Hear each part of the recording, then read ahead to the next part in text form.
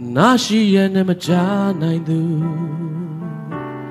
Yenai Baliakanidu A Silla Dwede Lamp Yautu Damalongo Lamachautu A chain I dress so yendu The Madia Adasine Dotu A Papia Todu mya alizeba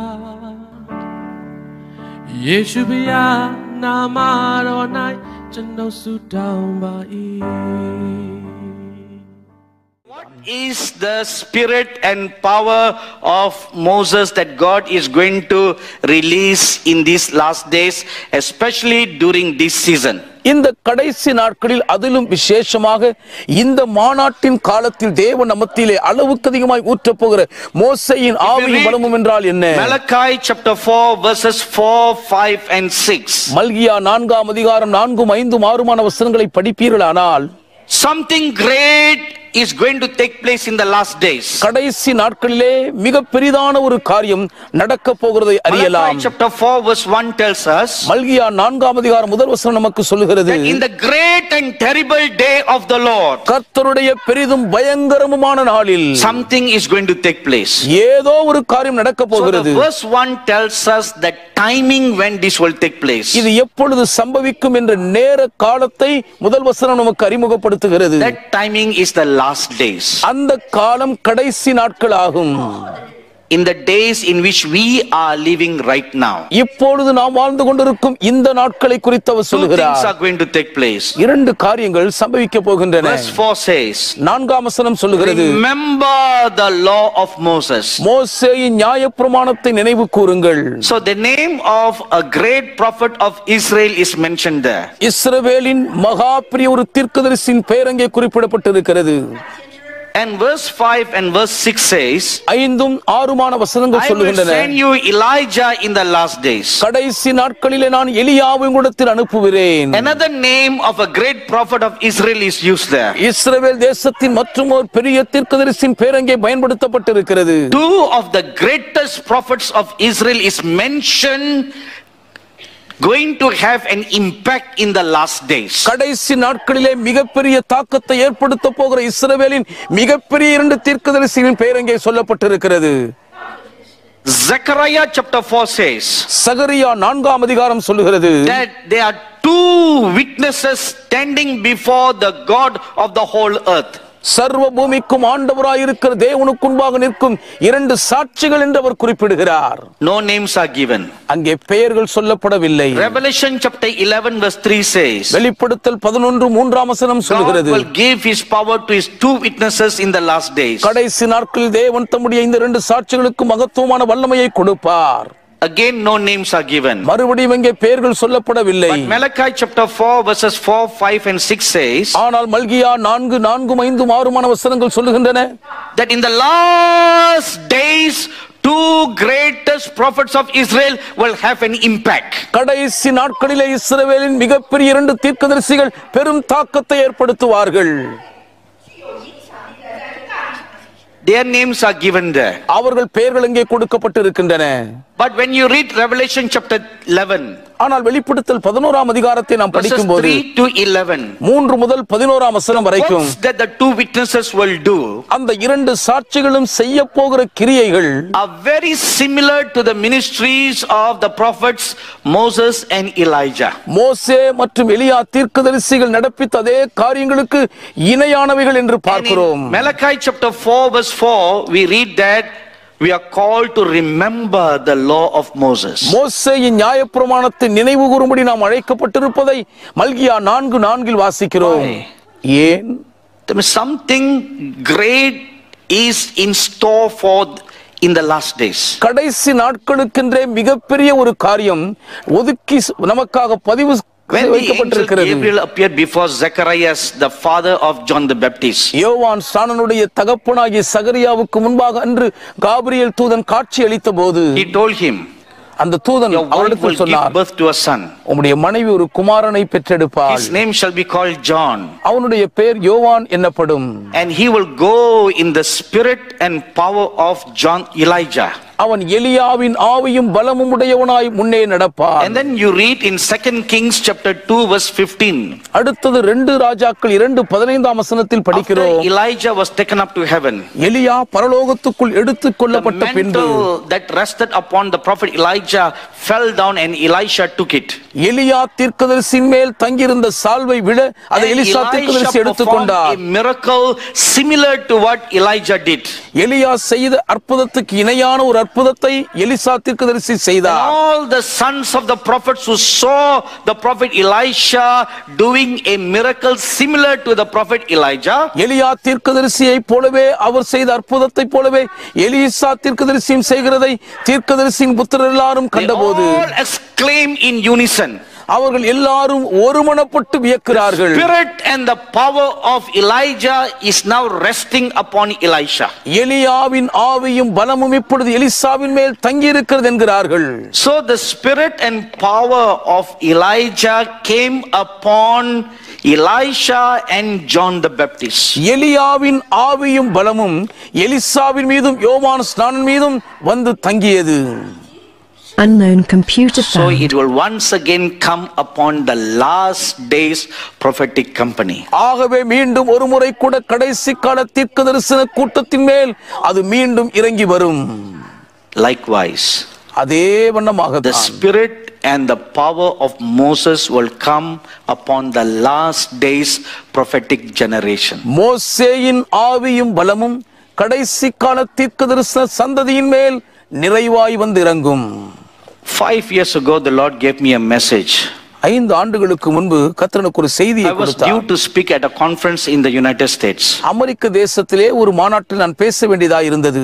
2 days before the conference, as I was waiting before God, மாநாடு நடக்க 2 நாட்கள் இருப்பதற்கு முன்பு கர்த்தருடைய பாதத்தில் a காத்திருந்தேன். mighty angel appeared before me. ஒரு பலமான தூதன் எனக்கு முன்பாக And he brought தோன்றினார். a golden trumpet with him. ஒரு பொன் எக்காலத்தை தன்னோடு கூட கொண்டு And வந்தார். he placed the trumpet on my desk. அந்த எக்காலத்தை என் மேஜையின் மேல் வைத்தார். On my desk, I have a statue of an eagle. என் மேஜையின் மேல் ஒரு கழுகின் பொம்மையை நான் வைத்திருக்கிறேன். And I noticed an amazing thing he did. அந்த தூதன் ஒரு ஆச்சரியமான காரியத்தை செய்வதை கவனித்தேன். Instead of putting the trumpet just on the table, அந்த மேஜையின் மேல் எக்காலத்தை வைப்பதற்கு பதிலாக he put the trumpet into that eagle. அந்த எக்காலத்தை அந்த கழுகுக்குள்ளாக ஒரு வைத்ததை பார்த்தேன். It's like the trumpet totally covered the whole eagle. அந்த எக்காலம் முழுவதுமாக அந்த கழுகை மூடிவிட்டதை போல் இருந்தது.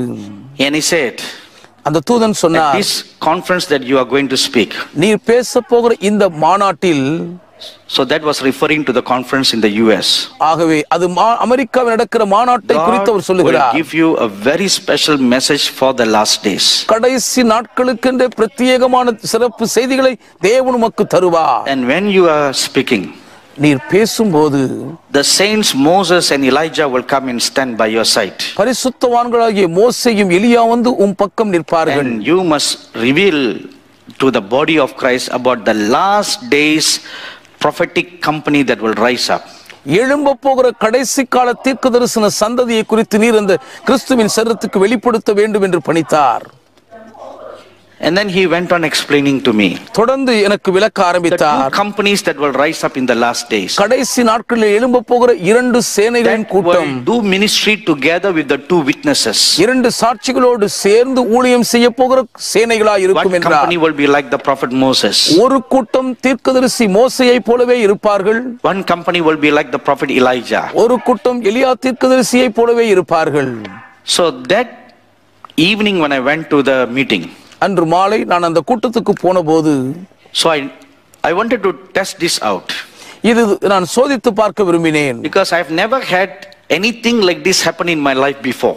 ஏன் என் வாழ்க்கையில் இதற்கு முன்பு இப்படி எந்த ஒரு காரியம் நடந்ததாக நான் So my கேள்விப்பட்டதே very இல்லை. good friend, a very saintly prophet of God, Neville Johnson, was there in the meeting.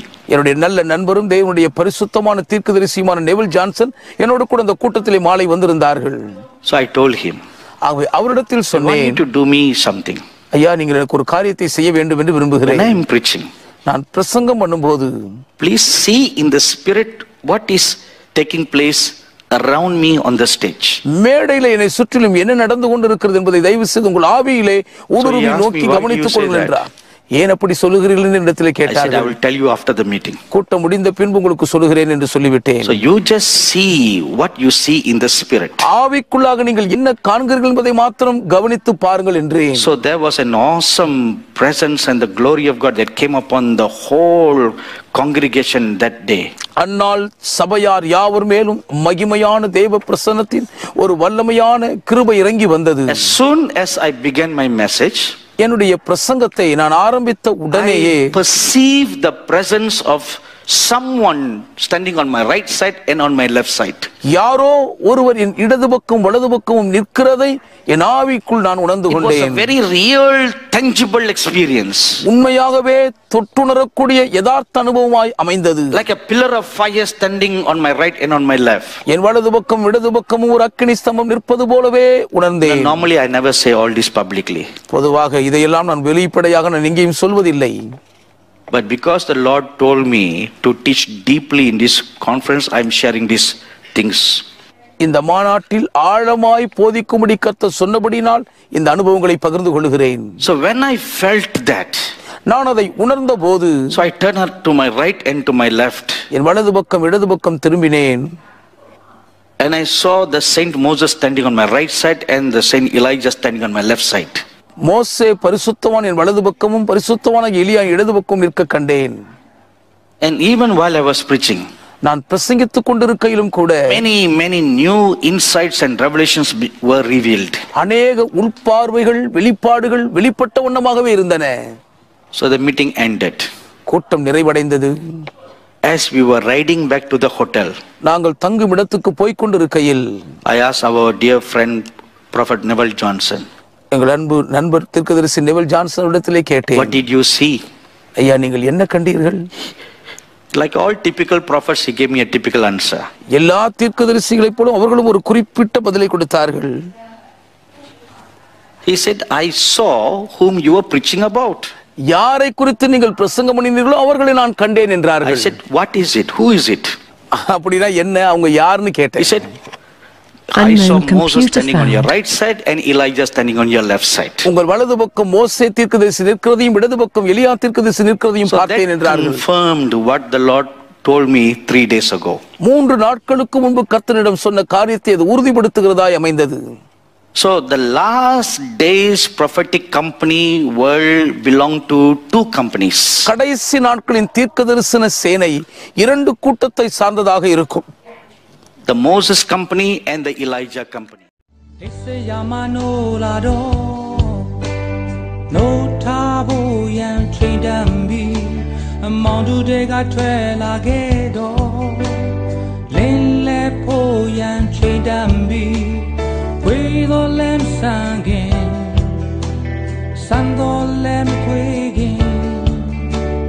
No chalo, lele, chavazo.